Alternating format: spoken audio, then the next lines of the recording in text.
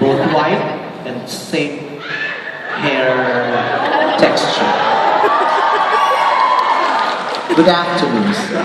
What is your name, sir? Jim. Oh, Jim. It's a famous belt in the Philippines.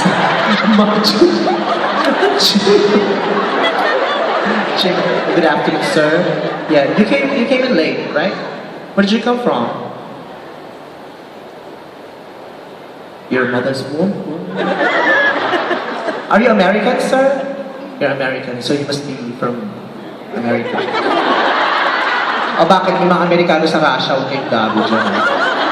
Yeah, I love Americans. Yeah. The Americans have always been there to, support the Philippines. Every time the Philippines, is, struck with different calamities, we owe a lot of things to the Americans. Thank you so much, sir. You have been helping our country since then. And above all, I would like to thank the Americans for our education. Because, the Americans were the ones who brought education to the Philippines. Yes, because the first teachers in the Philippines are called the Thomasites, and they happen to be Americans. Totoo yun, hindi ako nagbibiro. Parang wala naniniwala sa inyo. Wala naniniwala sa akin! Yeah, the first teachers in the Philippines are called the Thomasites, and they happen to be Americans. And thank you so much for our education.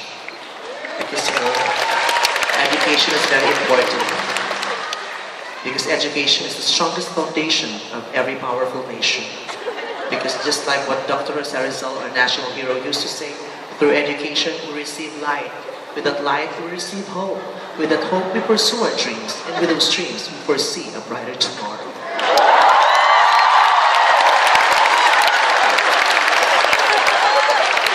Because we, the sovereign Filipino people, employ the aid of all to God in order to build a just and human society and establish a government that shall embody our ideals and aspirations, promote the common good, conserve and develop our patrimony, and secure to ourselves in our democracy under the rule of law and regime of truth, justice, freedom, love, equality, and peace, do ordain and promulgate this Constitution.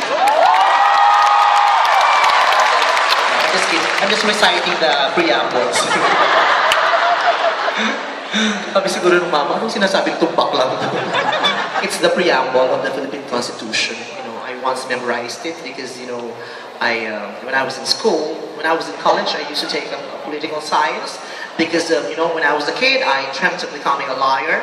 But growing up, when I learned that I am homosexual, I forgot about my dream. I just want to be a housewife. Just like the girl beside you. Is she your wife? Congratulations. Kakaingit. Feeling ko, Amerikano rin ang magiging jowa. Kung di man Amerikano, siguro feeling ko foreigner. Hindi ako swerte sa Pinoy eh. Malalaki kasi sa Pilipinas, mga gago. Nakapal ng buka. Liliit ng ari, ang mahal maningin.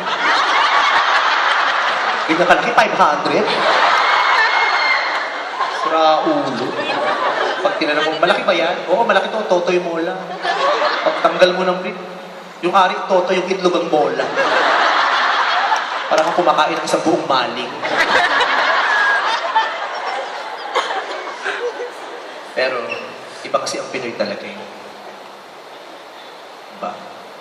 Mga puti, di ba? Ano talaga sila eh? Pinagpala, ang lalaki, di ba? Yung mga puti. Kaya lang lambutin. Ang laki talaga, pero lambutin. Ang sarap, pag tingin ko wala na. Kondom na lang tila, hinihipan mo. Oh. Ang bongga talaga yung mga itim. Ang lalaki, tas ang titigas. Oo. Pero pag patay mo ng ilaw, di mo na rin makita. Kaya dapat yung kondom mo glow in the dark.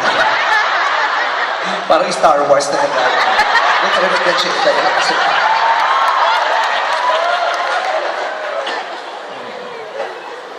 naging boyfriend pa ako dati. Hapon niya eh. Oh. Bad trip. Mabait naman. May boyfriend ako din dati Chinese. Ay, yung boyfriend ko Chinese, mayaman, mabait. Pag-anniversary namin, niliregalo sa akin. Plywood. Alexandra. Ako, may hardware. Nagkahiwalay kami. Bad trip, hindi ko nakuha yung buhangin. Hindi na buo yung bahay ko. Yeah. Pinoy na. Iba talaga yung Pinoy. Yung Pinoy, mapagmamalaki mo talaga. Hindi ka makakahanap ng lalaking katulad ng Pinoy kahit saan bahagi ng mundo. With due respect to the non-Filipinos in the house today. Iba kasi yung Pinoy, di ba? Kahit hindi ka lakihan. Pag tumigas, sobrang tigas, pwede kang magsampay ng basang ako. Si Mami natuwa. Kay Sir po, ganyan din. Sabi ni Mami, oo, pwede ka magsampay ng basang mo. Kahit kung porter, itry mo. Pagkula ka pa. Iba, no? Tsaka ibang sa Pinoy, iba-ibang korte. Diba? May komang sa kaliwa, may palungkot sa kanan, may mahaba, may maulo. Sa boyfriend ko ng isa, yung nakakaloka, korting katol. Yung paikot-ikot ako. Paikot-ikot ako. Kaya ko yung korte, hindi ko kaya yung dulo may sindi. Makatawa sa Marvin, ah. Yung isang director ko, makatawa, alam mo. Ayun. Kaya iba talaga ang Pinoy. Iba-iba. Bawat lugar sa Pilipinas, iba-iba. Mga Batanggenyo, iba lalaki lang. Kasi mga Batanggenyo dito, o iilan lang. Baka pili kayo, kala nyo, nagpas di ba kayo? Tatatlo lang naman kayo. Pero ibang Batanggenyo, yung tatay ko Batanggenyo, taga Taysan. Barakong, iba brusko yung mga Batanggenyo. Nagka-boyfriend ako taga Nasugbu. Oo. Kikita kami lagi sa tabing natin. Tapos tinitira niya ako sa bangka. Sa base, pinatuwad ako. Tuwad ko, aray! Ang sakit! Duguan yung likod ko, pating ko. Balisong pala yung pinapasok. Pasensya na, ipatay taray rin! Ba't may ka, puro lang ga? Padre. Minsan okay yung mga taga-Laguna. May mga taga-Laguna ba dito? O, ayun. 8. Bakla pa yung isa. Ibang mga taga-Laguna. Pag matatapos na siya, abangan mo na. Lumalabas buko pa. Tapos yung ari may tato. Cocolette's the original. Oo. Pero subo ako, pag subo ko, ubo ko ng ubo. Pag di ko is basol pa. Yung isa naman, lukot-lukot, shingal. Diba? Saan pa ba yung iba? Mga taga-Bulacan ba dito? Okay. May taga-Bulacan isa, babae pa. Ibang mga taga-Bulacan, lalo yung mga taga-Bukawi. Ay. Lalabas na tumakbo ka na ng malayo. Lumalabas Quaties. Yung puwet ko puro pulbura pagkatapos. Tapos yung itlog may tato nakalagay, Piccolo.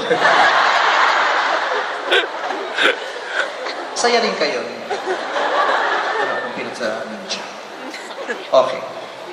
May mga TFC ba kayo? Yes! Palakpakan niyo yung mga TFC subscribers. Magaling kayo na GGB.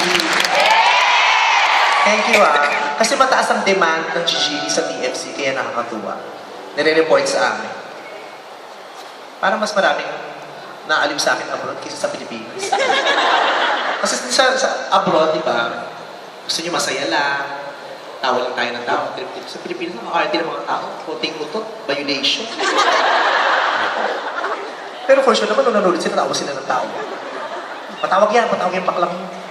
Pero nililinig. Kaya nagpapasalamat ako sa mga TFC subscribers dahil sinusuportahan yung mga programa ko. Maraming salamat. Alam ko naman, may mga pagkakataong sumasablay ako. Maraming pagkakataong sumasablay ako. Pero wala po ako intensyong masama. Intention ko lang ay makapagpatawa. Yun nga lang, paminsan-minsan sumasablay din. Kaya maraming salamat at nanonood pa rin po kayo. Lalo na yung mga nanonood ng Showtime, salamat din. Eh, mahilig ba kayo sa mga teleserye dito? Yes! Talaga? Sa Singapore? Kasi katulad sa Amerika, di ba? Sa Singapore kasi parang mas maraming bagets, di ba? Yung mga edad nyo dito parang pagka-graduate, nagpunta na ng Singapore, o yung iba, hindi mga katandaan. Sa Amerika kasi ang dami doon na tumira, tatanda na, kaya tutok sila sa mga teleserye. Pero dito nakakatuwa, marami rin palang nanonood ng teleserye. Kaya ngayon, gusto kong kumanta ng mga theme songs ng mga teleserye. Alam niyo yung mga teleserye na Kambal Sirena, alam niyo yun? Hindi, kasi sa GMA yun.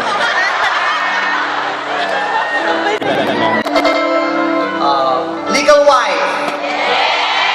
Alam niyo yan, sa ABS. Alam niyo ang Hawak Kamay. Ikaw Lamang. Ang Dalawang Miss Real. Hindi nyo alam, nasa GMA. Pero maganda yun. Ayun. This is a compilation of teleserye theme songs. And if you happen to know the lyrics of the song, you just shut up.